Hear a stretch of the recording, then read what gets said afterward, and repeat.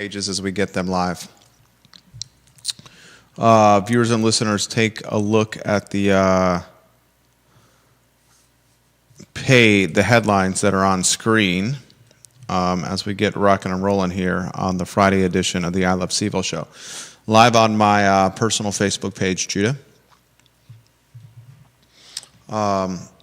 We are live now on YouTube, J-Dubs. We're live on I Love CVille Facebook, J-Dubs.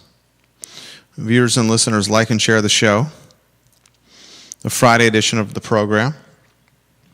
I'm very curious now that the VCU season is done.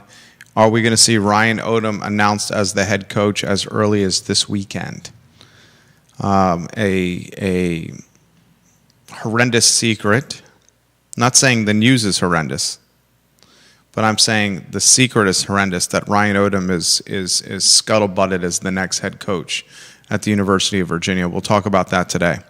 We're going to talk on today's program. I promise we're going to get to this, the flip book of UVA's evolution and development evolution along Ivy Road. Do you guys remember, Judah, you may remember this. Do you remember the Villa Diner?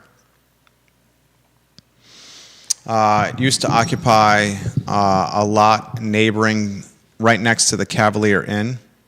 When UVA sought to reconstruct the area, the building along with UVA's Outdoor Recreation Center, which was built in 2010, were both demolished.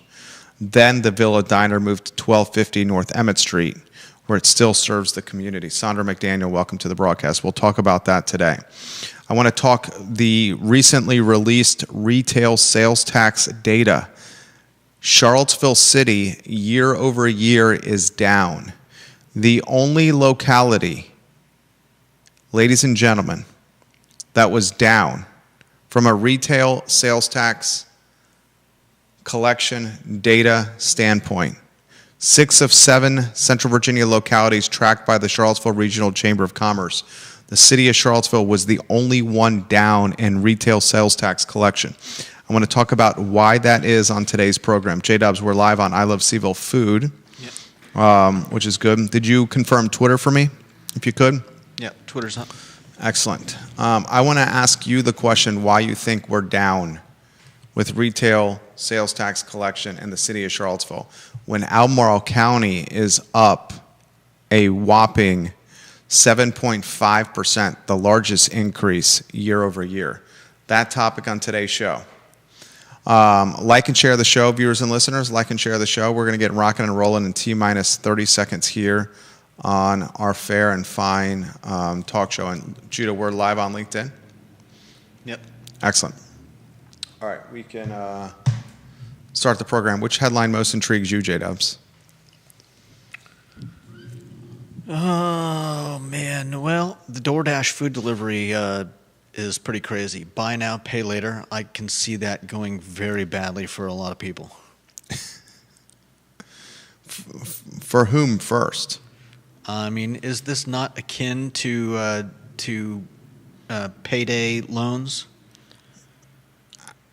What's the collateral with the buy now, pay later? That's a good question.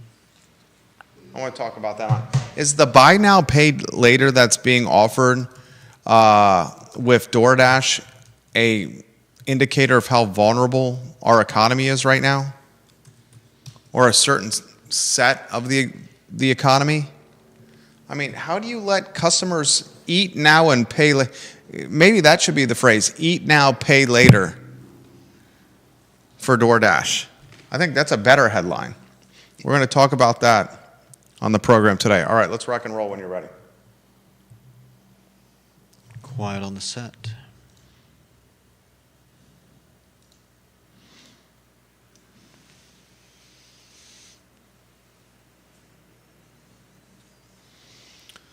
Good Friday afternoon, guys. I'm Jerry Miller. Thank you kindly for joining us on the I Love CVille show. We apologize for the late start on this last day of the week. What is this? The second day of spring, ladies and gentlemen. A lot we're going to cover on the program. DoorDash will let users buy now and pay later for delivery food. Maybe that headline is better delivered, pun intended, to you, the viewer and listener, with DoorDash will allow its customers to eat now and pay later for delivered fast food. Is this not a concerning sign for the 2025 economy? I want to talk about this with you, the viewer and listener. DoorDash is partnering with Klarna, a financial company that lets customers schedule small payments over a set period of time. That means if you get something from DoorDash that is $10, you can pay in installments of $2.50, 4 of them. This is insanity. I want to talk about that on today's program. We're going to highlight on today's show the retail sales tax collection data that was just released by the Charlottesville Regional Chamber of Commerce. 6 of the 7 Central Virginia localities tracked by the Chamber, ladies and gentlemen, saw an uptick in retail and internet sales growth. However, one of them, the city of Charlottesville, saw a negative result, and it was a negative result of 3.4% compared to 2023 retail and internet sales tax collection. I find this a concerning trend for the city because inflation and the escalated cost of sold goods is going to drive increased sales tax collection just by the nature of things costing more. For the city to be negative is a red flag that growth not only is stagnant, but it's negative, and it's a cause for concern.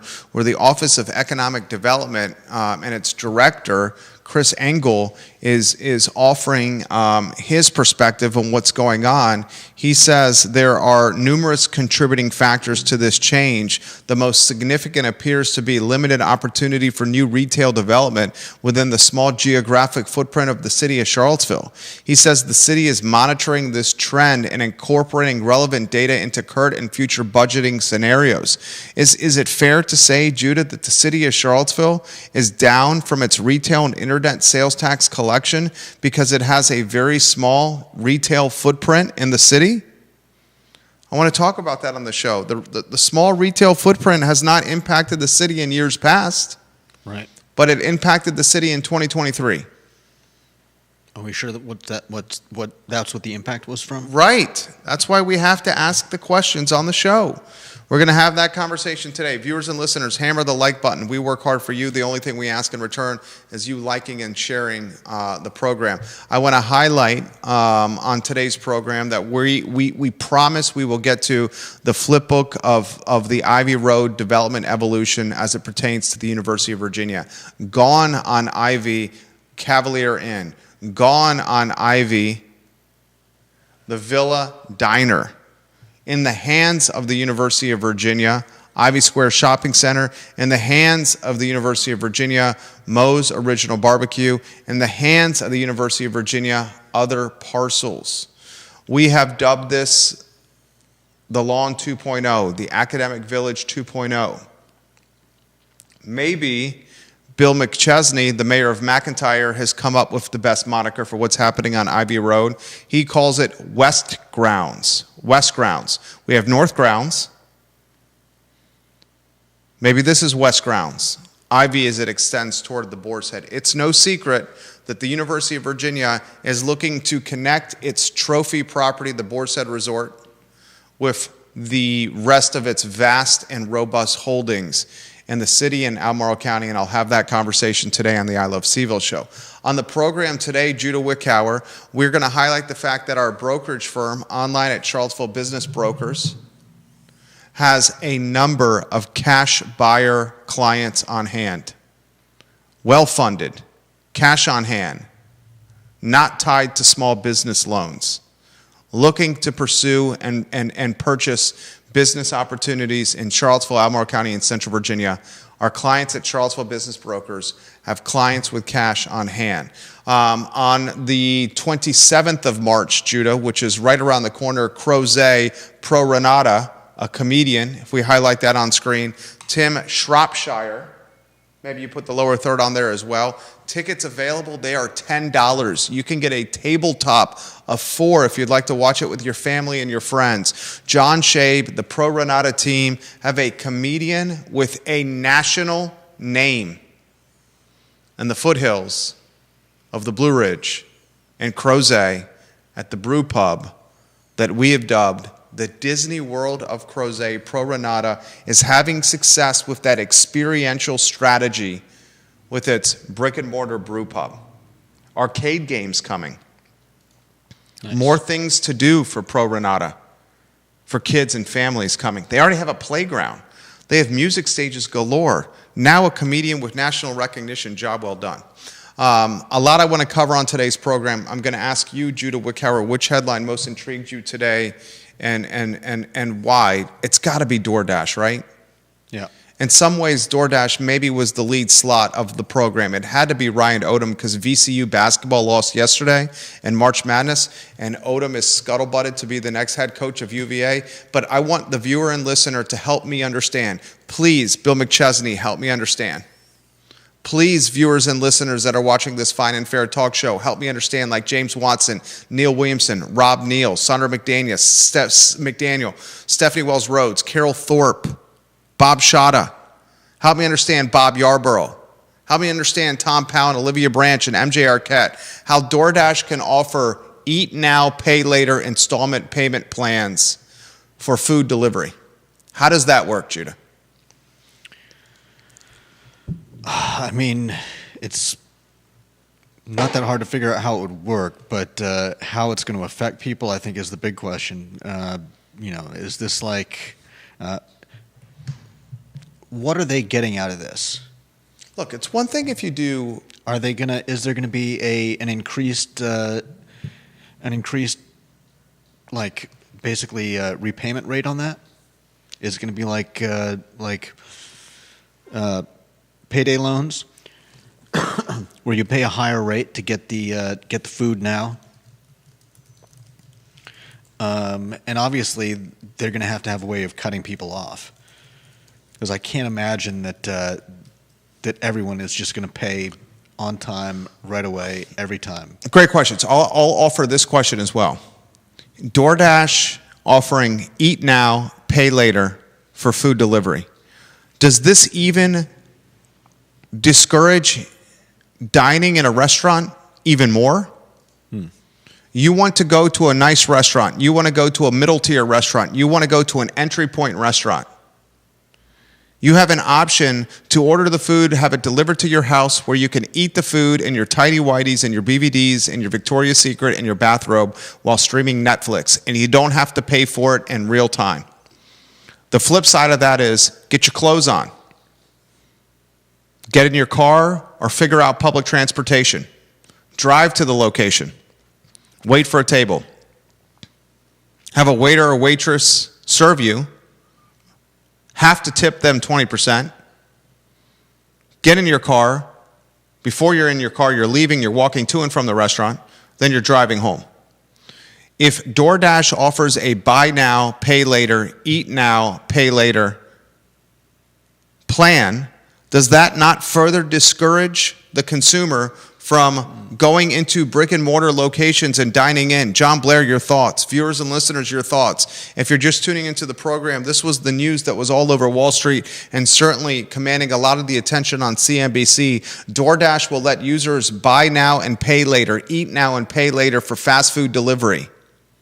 Macroeconomists are saying that this is a worrying or concerning red flag for the economy, the state of it right now. Your thoughts, viewers and listeners. We're going to unpack that right now. Georgia Gilmer, welcome to the program. Media from television, radio, watching the program, and print as we speak. The lead headline, and before we get to Ryan Odom, Charlottesville Sanitary Supply, 60 consecutive years in business, 60 plus. Online at charlottesvillesanitarysupply.com, located on East High Street. Andrew Vermillion, John Vermillion, doing things the honest, the right way. It's pool season, baby. Pools are opening up. You need to treat that water. The place to do it, Charlottesville Sanitary Supply. Judah, yesterday VCU lost. Brigham Young University bounces the Rams from March Madness in the dance. Ryan Odom's team, they fought. They played with grit. They played with tenacity. They were athletic. They could not win the game. And now VCU's season is over. And the chitter chatter is the University of Virginia and athletic director Carla Williams, as that lower third is on screen, are pursuing the 50-plus-year-old from Richmond.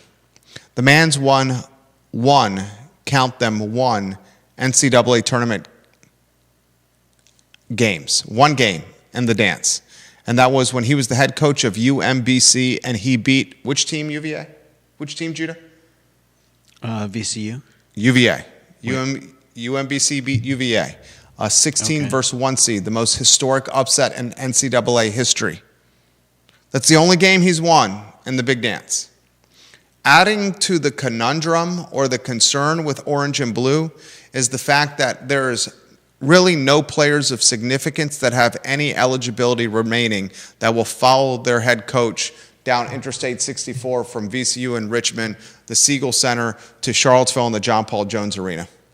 Will Carla Williams and the UVA brass announce Ryan Odom as the next head coach within 24 to 48 hours? I hope so, if he is the next head coach, because the transfer portal opens on Monday, guys. On Monday, the portal opens, and Virginia needs to rebuild its roster.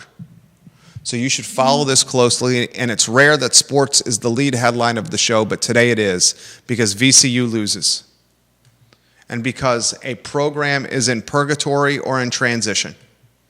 And evidently, Odom is the guy to grab the program by its Nikes and Chuck Taylors and deliver it from purgatory, from transition, into the pearly gates of hardwood and trophy glory.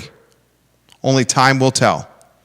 Follow it closely. The chitter chatters and announcement will be made within the next 48 hours. One win, Judah, for Ryan Odom in the big dance, and that was against UVA.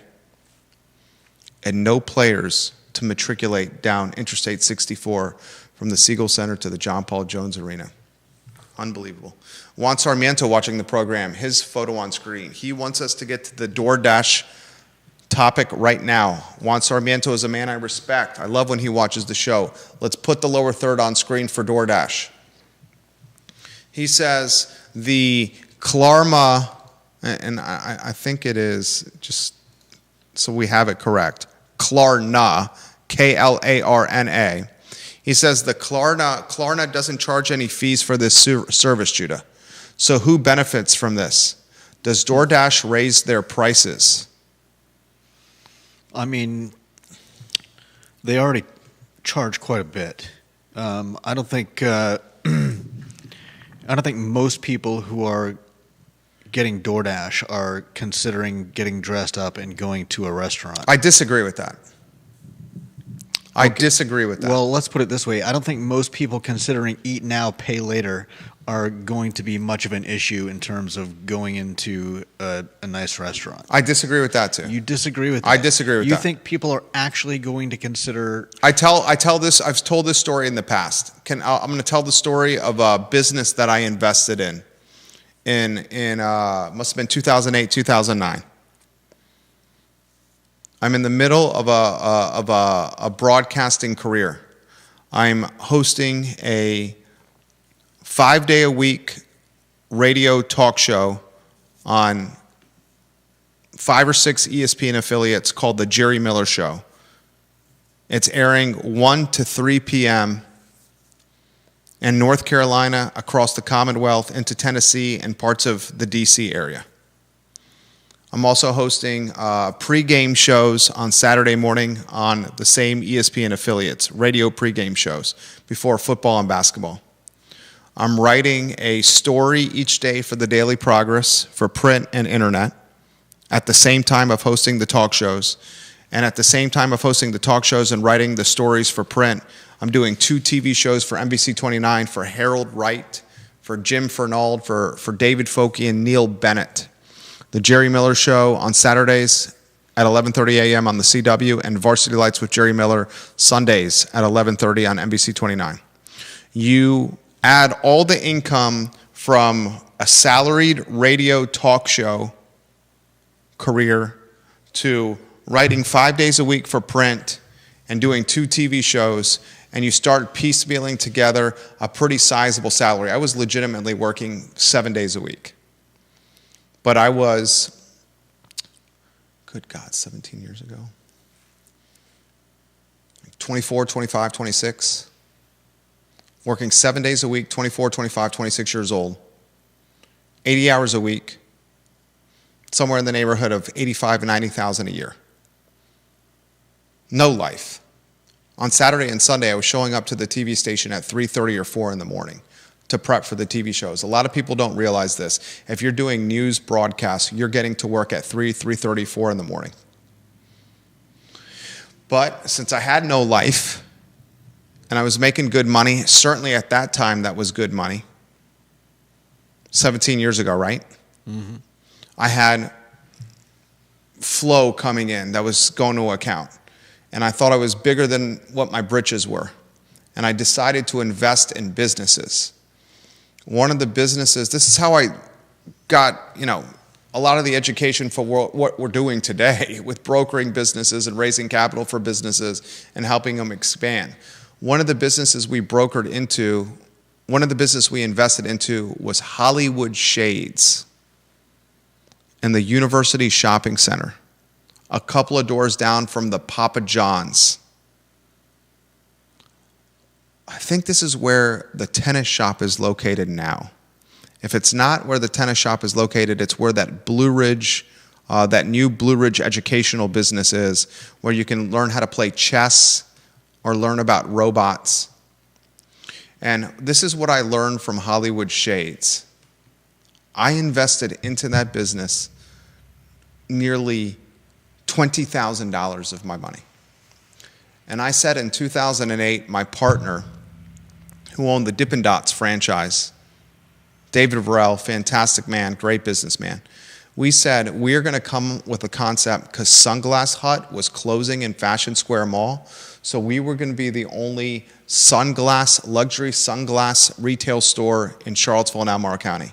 And we said, we're going to open this luxury sunglass retail store on Ivy Road in the University Shopping Center by Boar's Head and Farmington and capture the West Side crowd where the money is. We had parking. Mm-hmm. We were locally owned. I was talking about it on Legacy Media. And this is what I learned from this. I learned, A, investing in the business, if you are not actively involved with the business, is a precarious position. I learned, B, opening a luxury sunglass store in 2008, right before the economy was about to crash, was not a fantastic idea. The timing was terrible. That was just bad luck. I learned, C, when the economy crashes and people's real estate values drop and people's stock portfolios erode in value, even the wealthy spend less. People make the statement that Charlottesville's insulated from macro trends. I saw firsthand in 2008 and 2009 when I put 20 grand of my money on the line here with my partner to open a luxury sunglass business. That was not the case. Even the wealthy in Charlottesville and Albemarle County cut back on spending, especially on luxury goods. And I also learned this, the most important lesson that I learned from this business failure. The peddler of knockoff sunglasses on the downtown mall that has a fold-out card table and pays the city a peddler's license to sling knockoff hats and knockoff scarves and knockoff sunglasses and all the other tchotchkes that are offered on those stands. And I'm not throwing shade against those guys. Those guys are making an honest living, peddling stuff on the downtown mall. I give them props for being entrepreneurial. But the people peddling those knockoff sunglasses that were $15, $20, $25, $50, those people absolutely are competing against Jerry and David's Hollywood Shades in the University Shopping Center that are selling Dolce & Gabbana and Versace and Ray-Ban and Oakley for $250, $350, and $450 a pop. And my point is this. A consumer, despite having money, is still going to ask themselves this question. Can I get this experience, or can I get these sunglasses, or can I get this food at the best scenario, the best cost base possible? And just because you have wealth, my dad would always make this statement to me. He said, people got wealthy a number of ways. They got wealthy, some folks, by inheriting the money. And if you're one of those folks, God bless you. Congratulations. I'm not, you're not. Other folks got wealthy by working their ass off. I try to embody that. You embody that. Viewers and listeners embody that. Other folks got wealthy by making smart decisions and being frugal with their money.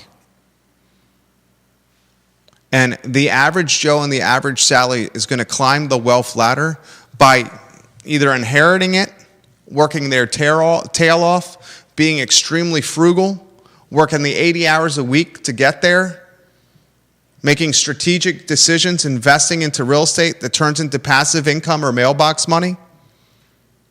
But the large portion of the population, just because they have their money, especially that the folks that earned it and had to fight tooth and nail for it, do not say that those folks aren't going to be the ones that say, oh, I can save 20 or 25% by eating this at home versus going into a location. There's no way you're saving money ordering from DoorDash. I would push back on that. Okay, you can push back, but you'd be wrong. You're gonna put the DoorDash fee into perspective as why you would not be saving money, right? I mean, does the tip on DoorDash synonymous with the tip of inside eating at a restaurant? It is not. It depends on the person. If I always tip at least 20% for a driver. You tip 20% on the delivery of the total bill with DoorDash on top of the DoorDash fee? Yeah, I like to treat my drivers well. I've been a delivery driver. Well, you know what? You're a generous person. I would bet you that the viewers and listeners that are watching this program, and I'm curious of the viewers and listeners that are watching the show here, do you tip the 20% on the DoorDash delivery? So you're tipping not only on the food, you're tipping the 20% on the DoorDash fee as well. It doesn't matter. Do you understand what I'm saying, though? Yeah, but you're tipping 20% on a DoorDash fee. Or I could be tipping 20% on the actual cost of the food. No, but you're tipping 20% of the DoorDash fee, aren't you? You look at the bottom number, then add 20%. We're getting in the weeds. I'm not sure why that matters. Okay, but is that what you do? Look at the bottom number of the total bill and tip 20% on it? Depends. Okay, that is probably more like a 30 or 40% tip that you're giving right there. I know how to do math. Okay, well, I'm just saying that is extremely generous. That is extremely generous. I'm trying to give you props here. I'm not saying I tip 20% on everything, including the delivery fee. In your scenario, you are right. In your scenario, you are right that that bill is more than if you eat at the restaurant. Anybody can save money by being a. I'm not going to start name calling, but anybody can save money by not tipping. I'm not saying not tipping. I'm saying that if you go and you're tipping on not the DoorDash fee, I would think that the delivery drivers that are getting the food, the delivery drivers that are delivering the food, if they're getting 10 or 15% tips on the delivery right there, they will take that 9 times out of 10. What do you mean they'll take that? They would take a 10 or 15% 9 times out of 10 on DoorDash delivery. Well, once they've taken the delivery, they have no choice. I would bet you a good chunk of people do not tip DoorDash drivers or are tipping like $1 or $2. That's why you see horror stories right. from people saying, "Oh, my delivery driver was a horrible. It's like, yeah, You've noticed that back. Can we tell the story back in the day of trips that you've taken back to huge neighborhoods like Glenmore and previous lines of work? Tell the stories that you've relayed to me. This was 20 years ago. You did this work. I mean, I don't have a whole lot of specific stories. I remember a story you told me about driving to Glenmore 20 years ago. Can I tell the story? I don't want to speak out of turn if I can't. Sure, I guess. 20 plus years ago, this gentleman, Judah Wickower, was a delivery driver for Domino's Pizza. Am I right? Yeah. And when he was 20 plus years ago delivering pizzas for Domino's Pizza, he would have to drive all over Albemarle County, which is a massive county, the 6th largest county in the Commonwealth of Virginia. We had an area. You had an area. One of your areas... Keswick was probably the farthest because once you get there, you still have to drive through the neighborhood. That's the point I'm making. That's the point I'm making. So hopefully you were taking 2 or 3 or even 4 deliveries to Glenmore at the same But there was often times when he was not doing that as the delivery driver in Glenmore, a wealthy community. Mm-hmm. And who were often the worst tippers on your pizza delivery route? They very often are. The wealthy. Because the wealthy became wealthy because they were frugal with their money. Some would say cheap. Some would call it highway robbery. Some would call it wrong. Some would call it dirty. It has to do more with a lot of them not having earned their money. That neighborhood, that's not the case. I lived in that neighborhood. Not the case? That neighborhood's not the case. There's other neighborhoods in this community, which I will not name the other neighborhoods. I'm not going to tarnish the other neighborhoods. There's other neighborhoods in this Central Virginia community where it's inherited money. In the Glenmore neighborhood, it's earned money. That's not inherited money. That makes it even worse. Okay, that's the point I'm making is the people have gotten to that point because some people can call it cheap, some people can call it frugal, some people can call it penny wise, some people can call it tight, some people can call it mistreatment. But when a pizza delivery guy 20 years ago would drive from, where was the location that you were working out of? It was on Stewart Street. On Stewart Street, the one that just closed and moved to Pantops. Did it? Yeah, it closed. It's now in Pantops. And the old Lilo's Pizza location, the old Christian's Pizza location. Domino's is now in the Giant Shopping Center. But on Stewart Street, he would drive from Stewart Street with a pepperoni pie all the way to Glenmore and Keswick. In the back of the neighborhood, I lived in that neighborhood. That neighborhood is effing massive. 900 plus rooftops in that neighborhood. It could take you 7 minutes just to get out of the neighborhood once you're in the gates. Yeah. And you'd get like $1 or $2 with some houses. Yeah. You are working for less than minimum wage at that point. Yes, but there are all kinds of different customers. I get that. My point is this. I would bet if you polled the average DoorDash driver in Charlottesville, they would jump at the opportunity if they were guaranteed 15% or 10% tip on food, not the DoorDash fee, but the cost of food goods, 10 or 15% tip guaranteed on that every time, they would jump on it.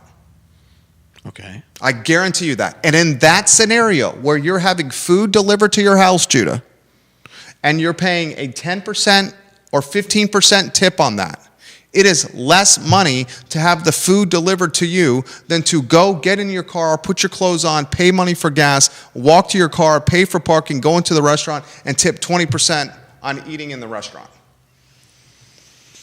If you're ordering a lot of food, that may be true. Judah, we have differing perspectives, which is what makes this show great, right? You're looking at this through the eyes of a single bachelor. Yeah. I'm looking at this through the eyes of a married man with 2 children with voracious appetites. And are they really not sure if they're going to go to the restaurant? I would argue that those people were not going to go to the restaurant in the first place. Unless it's a very special occasion and they decide to bring the kids with them, they're not a candidate for going to the restaurant. Georgia Gilmer says her family, they tip her photo on screen. And make this point here. We're going to spend some time on this. We have to get to the flip book of Ivy Road. I don't want it in the rundown anymore. This is totally my fault. This is not your fault. It's 100% me. 100%. I don't even know what the flip book is. So, I will offer the flip book. Georgia Gilmer says her family tips 17 to 20% to Instacart drivers on the subtotal of the order, so not on the Instacart fee. Right. Then she says this: we talked to some Instacart drivers, and most people do not tip more than $4 on trips for distances that great around the city. That's what my point is. You talk to the DoorDash and the Uber Eats and these delivery drivers, they're only getting a couple of bucks tipped to them. So if they were able to guarantee a 10 or 15% tip just on the food cost, not the DoorDash fee, they would jump all over that. And in that scenario, when you're receiving the food and you're only tipping, and you're not only, that's the wrong word, you're tipping 10 to 15% on the food costs. Remember, you're not tipping for the water refills, the coffee refills, for the plate clearing. But you're arguing that somebody that's going to tip $4 for a delivery wouldn't do the exact same thing at a restaurant. And I find that extremely hard to believe. I push back on that. When you're in the social setting of the restaurant and you're interacting with the people on multiple occasions, the waiter or waitress, making human connection with them as they're taking your order, as they're giving you your drinks, as they're refilling your drinks, as they're clearing your plates and bringing your food, that creates a human connection where you feel compelled to tip. You and I say this all the time. When we go and sit down at a restaurant and we eat, we tip 20%, and you have to do horrible service not to get 20% from us. Yeah. You have to be crap server not to get 20% from us, right? And that's because we have a connection with these people and we do the right thing. I'm telling you right now, when DoorDash comes to me and I have food delivered, I'm tipping on the food 10 or 15%, depending on when that food gets to me. And when I'm tipping that 10 or 15%, I see the reaction of the delivery guy and they're like, thank you for your generosity. Because so many of them get $1, $2, or $3 tips. I'm telling you. Sips tea. Okay. The viewers and listeners are confirming what I'm saying. They're confirming that some people tip less. Okay, I don't know that makes your point for you. My point is the overall cost of eating the food, if it's DoorDash delivered to you, is less than eating in the restaurant, especially if you factor in the wear and tear of vehicle, fuel cost, and your time. And now DoorDash, we have to stay on, now DoorDash is offering to the public, you can eat anywhere you want and you don't have to pay for it right now. Mm-hmm. This is absolutely a headwind for in-person restaurant dining. Okay. Absolutely a headwind. John Blair's got some comments here. You make a compelling argument, Judah. I respect your opinion so much. So much. I want you to have this conversation with me. John Blair says this. Here's what I think about the Klarna news, the eat now, pay later. Yep. I don't view it as a huge warning light about the greater macro economy. You and I know that there is a poverty industry in which people have a model to make money off the bottom 1/3 in the income stratosphere. He's right. Payday loans, renting rooms instead of apartments, creative financing for car use.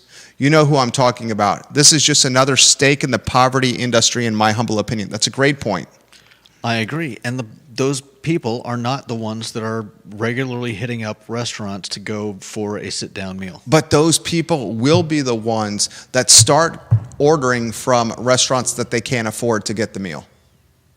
And as the restaurants make or fill the orders for this population that would never go into the restaurant to eat, okay, but choose to order in and eat now, pay later, that restaurant is going to be A, distracted from what it does best, serving food in a restaurant setting, B, working for no money. Wait. Why would the restaurants be the ones to cover the cost of this? Okay, I'm going to try a different approach.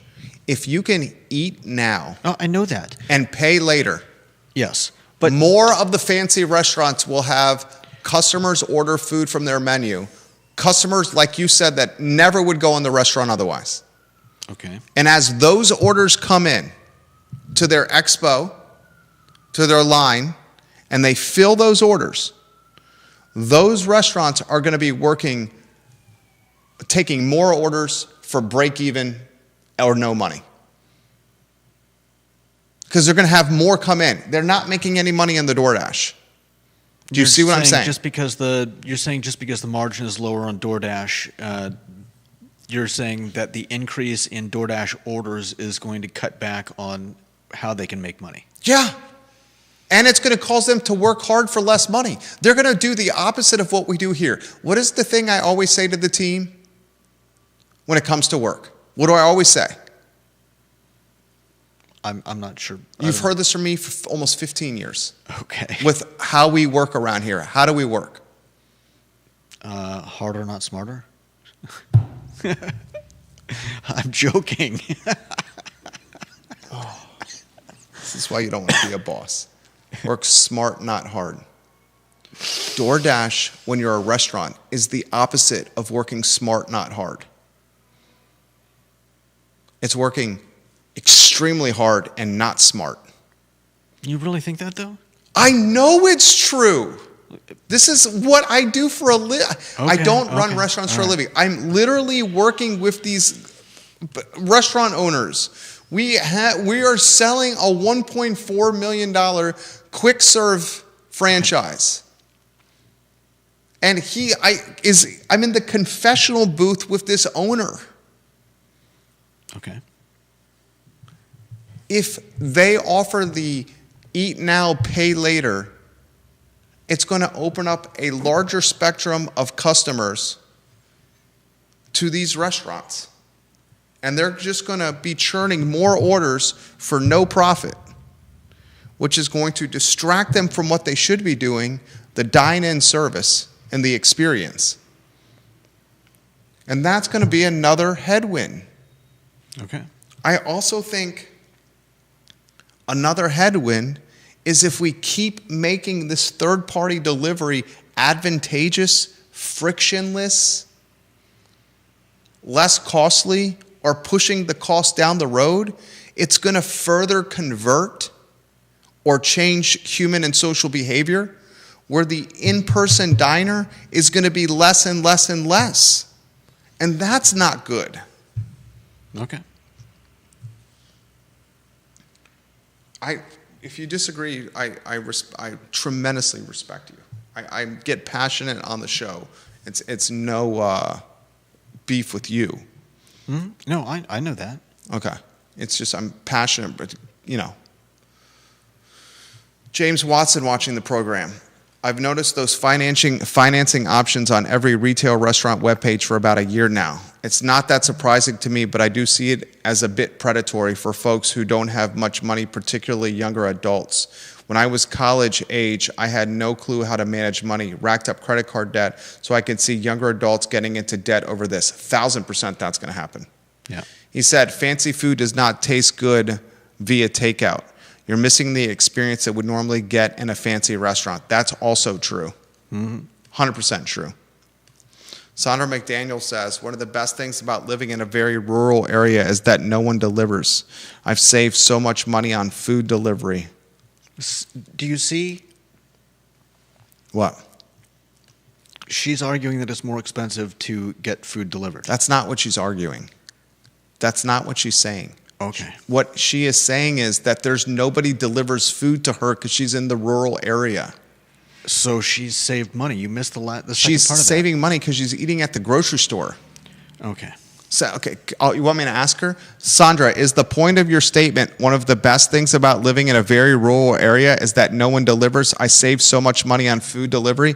Is the point that you're making, A, you are out of the food delivery range footprint, and B, you don't eat out or do food delivery. You buy food at the grocery store and cook it at home.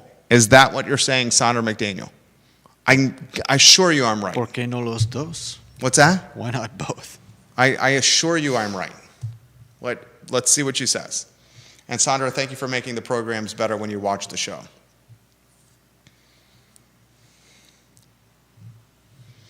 Bill McChesney says, I'm trying, John. I'm definitely trying to be nice. He says I need to be nicer to Judah.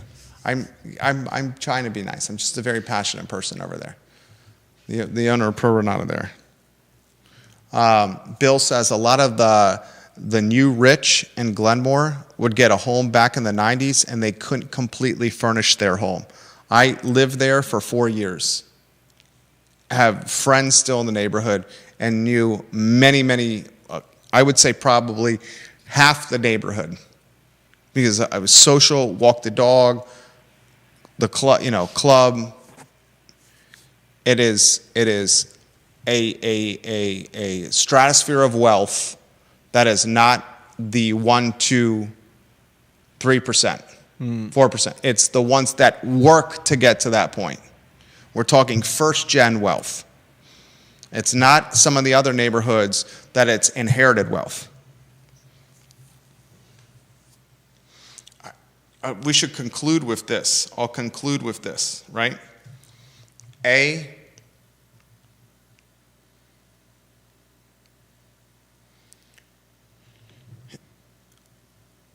The eat now, pay later model is what John Blair said.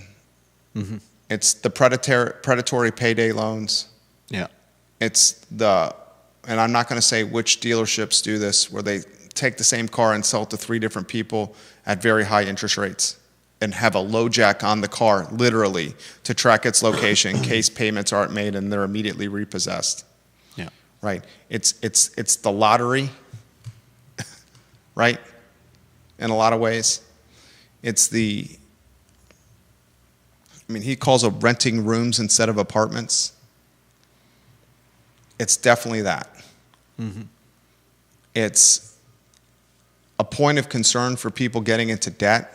Can you imagine getting into debt on food? Ugh, that would be terrible.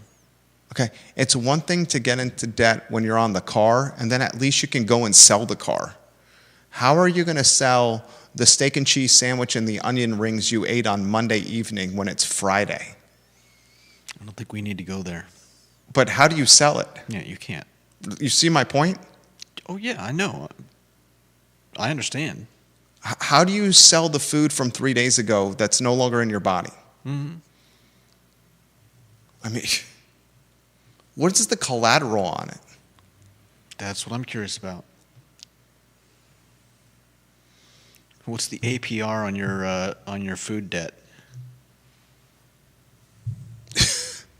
Juan Sarmiento, I was saving money in Louisa because there was no delivery. Now DoorDash delivers. Ugh. Sandra says she does go to restaurants frequently. So props to Judah on this. But she says, I just save so much on the delivery portion. Yeah. Because it's like $7 or $8 plus an extra fee for this and that. It's insane. It's like if you compare the two bills, compare the cost of the food is the same eating out or eating in, but then you add like $8 to $10 in fees on top of that. And then why do you do it? I only do it like once a week when I'm already, I've got. Is it strictly the convenience? Well, like I said, I usually only do it once a week at the most. When I've got a friend that comes over, we pour a couple shots, and neither of us wants to get in the car and go driving, so we order some food. Okay. You're ripping some shots? Yeah, have some shots. What are you ripping shots of? Beer, tequila. I like it. Good for you. But yeah, it's a convenience. It's a calculated cost, and it's a cost for convenience, and I understand that. And normally, I would just go to the restaurant because it's not going to cost that much in gas. It's not going to cost $10 in gas to drive. Well, you just got a great spot where you live. But to be fair, it's most places that are going to deliver are not going to deliver somewhere where you are so far driving that you're talking about dollars and dollars and dollars. I think the delivery ranges have shifted because they're passing those costs now on to the user. If you say so. I'm just saying. But yeah, it's a calculated cost, and I understand that I'm paying more for the convenience. And that's why I only do it once every week or two. Props. Let's go to Ivy. Ivy Road, West Grounds. Bill McChesney's right. Thank you, Bill. John Shape, thank you for watching the program. William, thank you for watching the program. Carol, Jack Jewett, thank you for watching the show. TV, radio, and print, watching the program as we speak. I've promised this topic for 3 days. Put the lower third on screen if you could, please, sir. And Philip Dow's watching in Scottsville. He says he eats out once a week, but I love cooking my own food. I can cook a meal cheaper and better. Same. Sarmiento says, don't forget they raise the price of the food as well when you do third-party delivery. So he's pushing back on you a little bit. They might, but you can. He's saying it's more expensive to do it because they raised the price of the food. Yeah, that's fair. You can easily check the prices though against their actual prices. The dirtiest thing, and William, we're going to get to that topic. The dirtiest thing of the DoorDash delivery is they're like just ripping the menus from these restaurants and putting them on a delivery website. Some of them are. Yeah, that's scummy. Oh, that's definitely scummy. Like, there are many restaurant owner friend of mine that said they had no idea. I always go to the restaurant website and click on whatever link they have to order That's on online. the homepage. Now, they may be adopting that because their hand was forced. yeah, I'm not saying that they weren't, but I never just go to DoorDash or Uber Eats or whatever. Right. And Sherry Wilcom and Randy O'Neill, welcome to the broadcast. All right, we have to get to this topic. Put the lower third on screen. Judah, listen to some of the iconic buildings that have been demolished or purchased by UVA, okay? The Villa Diner. yeah, I love that place. That had a great little charm. Yeah. I remember, Great gyro, and great those, breakfast. I don't know if you remember the placemats. I love the placemats. Those were a lot of fun too. The placement, why? Because you could draw on them? Everything Virginia. Yeah. It was just a nice little, I'm still a kid at heart. Yeah, that was great. That was good, Judah. Villa Diner. The Cavalier Inn Hotel. It stood where the School of Data Science stands today. The Cavalier Inn served UVA families in Charlottesville community as a reliable place to stay close to grounds from 1965 all the way to 2018. My family would stay at the Cavalier Inn. They stayed there when my brother and I were children, and we'd visit UVA because my dad was a Virginia graduate 72, and he loved coming back here. And my parents stayed there when my brother and I were in school at UVA, and they would come to visit. It was demolished in the summer of 2018. It was purchased in 1998 by the UVA Foundation. The University of Virginia purchased Ivy Square Shopping Center, Judah. The Ivy Square Shopping Center is the home to many businesses, in particular Foods of All Nations. They made a $20 million Ivy Square Shopping Center purchase. They've been slowly assembling properties along Ivy Road. UVA purchased the 7-Eleven convenience store on Ivy Road in 2025, the closest of convenience stores to UVA for a while. UVA demolished the store, they purchased the 7-Eleven convenience store that was located at 2025 Ivy Road. They demolished it in the year 2023. They purchased the Moe's Original Barbecue location.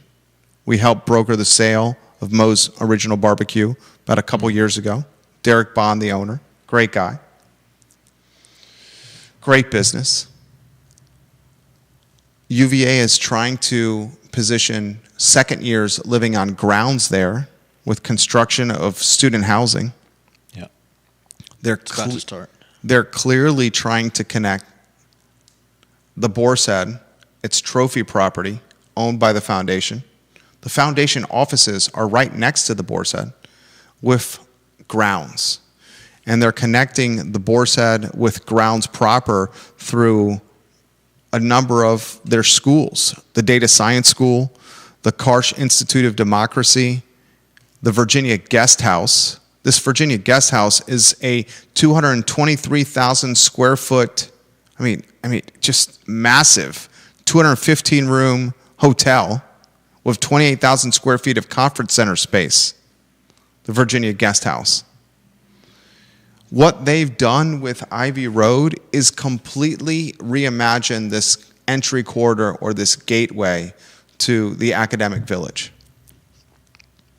And they're doing it for the betterment and for the destruction of Charlottesville in some ways. Like, anyone can choose to sell their real estate to UVA and they get a payday. But just because you choose to sell your real estate to UVA and get a payday, if you're a landlord, doesn't mean it's necessarily what's best for the business in that quarter that's renting from the landlord. Yeah.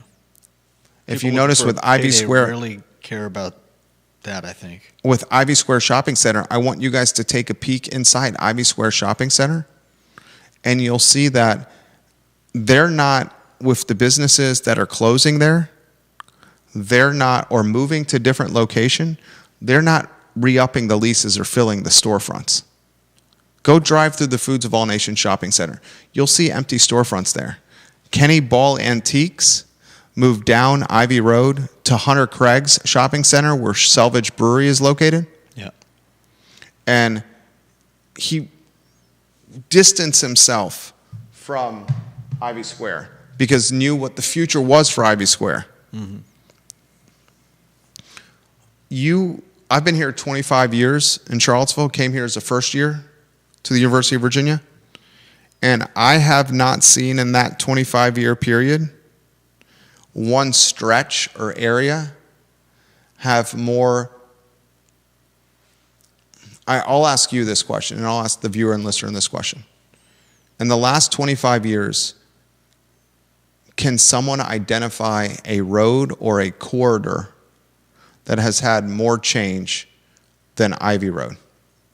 From where the Cavalier Inn was, catty corner from the tennis courts, all the way toward, say, the Boar's Head. Can anyone give me a stretch that's been more developed, changed, or influenced than that one right there? Probably not. Like, I don't know if I have that answer. Viewers and listeners, can you help me with that answer? They own the Wells Fargo bank site on Ivy Road. Yeah, that's about to go into construction. What stretch of Charlottesville and Albemarle County, what is that, a mile or two, maybe, has had much more radical change than that? Bill McChesney says West Main Street, east of the hospital. I don't know if that's had more radical change. Would you say? West Main Street, it used to be like what, where Northern Exposure Restaurant was? Remember Northern Exposure Restaurant? Vaguely. On yeah. West Main Street? Mm-hmm. That's like a Mexican restaurant row right there. There's a lot of Latin restaurants right there. Mm-hmm. Mexicali's there. Yeah. I know that West Main Street's changed and turned over businesses, but I've been here 25 years. It was always businesses. Balkan Bistro, the owners of Fig on the UVA corner. It used to be Balkan Bistro down West Main Street. It's a husband and wife that own it. Yeah. There was always restaurants there. Yeah. I can't think of a 1 mile or 2 mile stretch like with Ivy Road that's had more radical change in Charlottesville and Albemarle County. I would like to hear what you guys think could compete with that kind of flip book of evolution. Yeah, I don't know. Or development. There was Wings and Things. Yep. There was Tokyo Rose. Right? The 7-Eleven. The awesome video store across the street. What was that? Sneak Review. Oh yeah, Sneak Reviews in the Vivace location. That was a disappointing loss. You like the adult movie section a lot, right? I didn't even know they had one. I'm such a child. Yes. There was so much change. Yeah. And you're really going to see the change, guys, when these construction projects, which are starting now. There's a construction project that's starting right now next to Moe's. Yep. That's the old bank. Right? There's second years coming to live on grounds there. Well, I guess they're going to say that's going to be grounds. Eventually. Right? West Grounds. West Grounds, as Bill McChesney has called it. It's a great name for it. Ivy Square.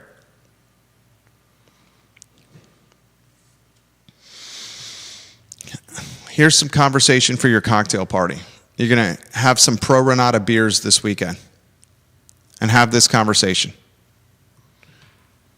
Bill McChesney makes a good point that West Main Street east of the hospital, because you have the flats. You've got all those hotels that went up. You got the apartment towers. Yeah. The Standard, is it the Standard? And the flats? I don't know. And then you got the Cork Hotel, that's now the Doyle. They're eagerly trying to get us to do some branding and marketing for them, the Doyle Hotel. Bill McChesney, I'll give you that. There's one that can compete with what's happened on Old Ivy Road. Because 25 years ago, when I first came here, we didn't have the flats, we did not have the Standard, and we did not have the Cork Hotel. So I'll give you that, Mr. McChesney. There's one that can compete with it. I bet you can't come up with another one in the city.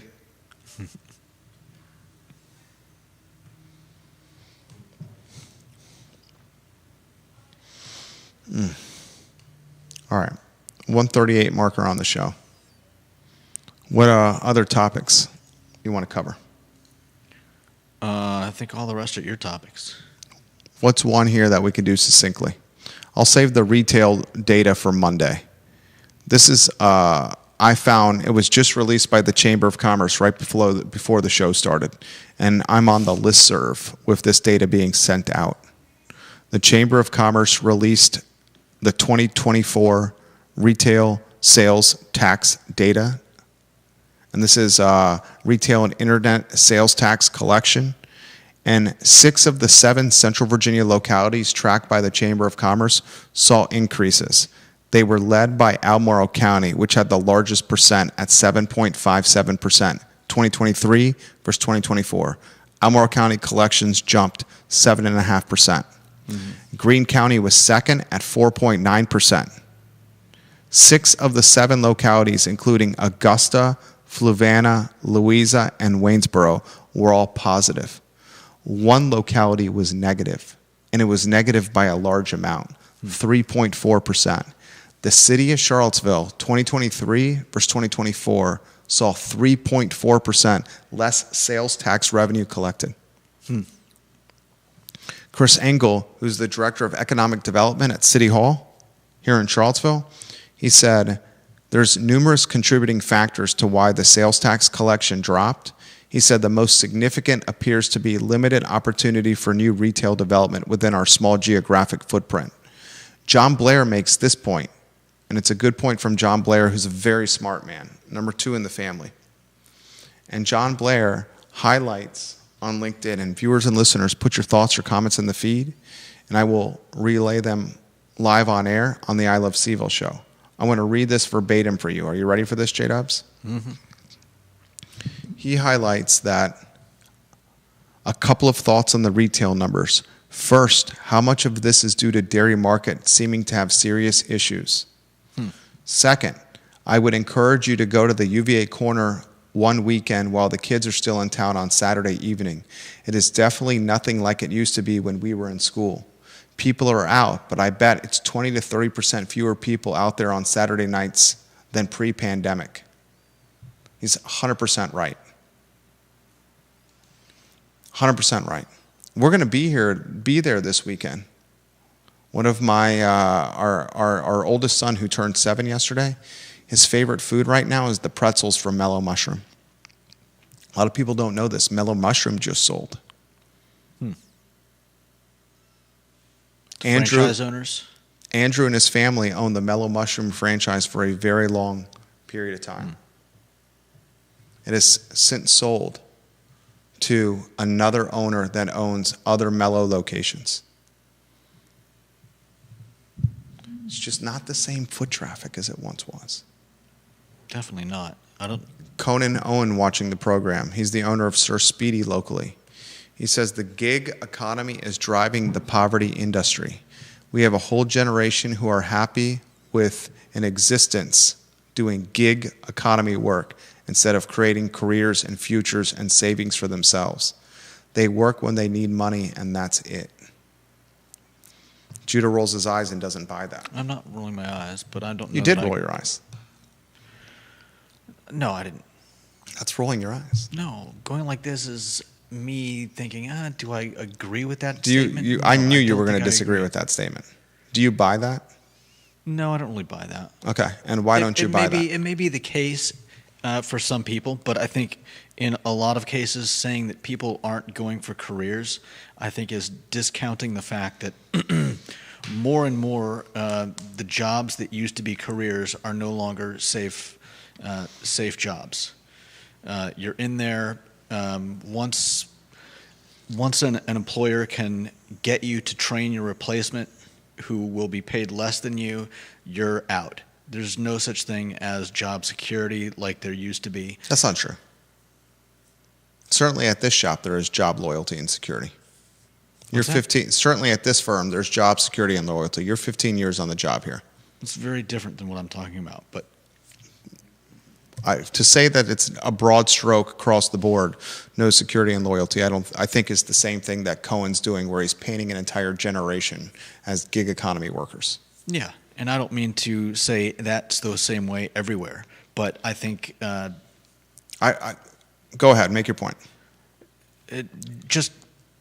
If you just scroll through headlines in the last year or so, look at all the 2,000 laid off, 5,000 fired, 1,800 lose their jobs, whatever.